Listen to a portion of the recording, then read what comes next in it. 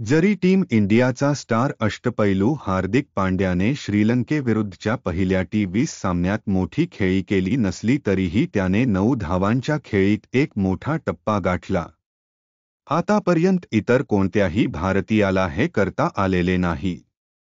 भारत आणि श्रीलंका यांच्यातील टी20 मालिकेतील पहिला सामना पल्लेकेले आंतरराष्ट्रीय क्रिकेट स्टेडियमवर झाला, ज्यामध्ये यशस्वी जयस्वाल 40, शुभमन गिल 34, सूर्यकुमार यादव 58 आणि ऋषभ पंत 49 यांच्या दमदार फलंदाजीच्या जोरावर भारताने निर्धारित 20 षटकांत 213 धावांची मोठी धावसंख्या उभारली.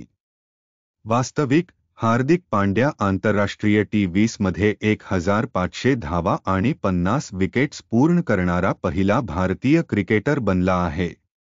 या सामन्यापूर्वी हार्दिकच्या नावावर टी20 इंटरनॅशनलमध्ये 1492 धावा होत्या. या सामन्यात 9 धावा करत त्याने आंतरराष्ट्रीय टी20 मध्ये 1500 धावांचा आकडा गाठला. अशी कामगिरी करणारा तो 8वा भारतीय ठरला.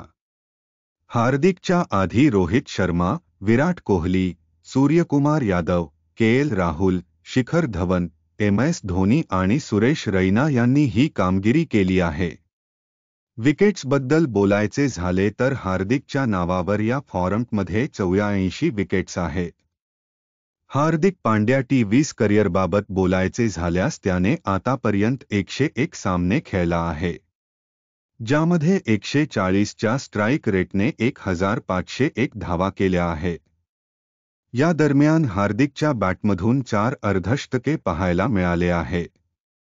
या फॉर्मॅटमध्ये त्याची 71 सर्वोच्च धावसंख्या आहे. तर गोलंदाजी करताना हार्दिकने 84 विकेट्स मिळवल्या आहेत.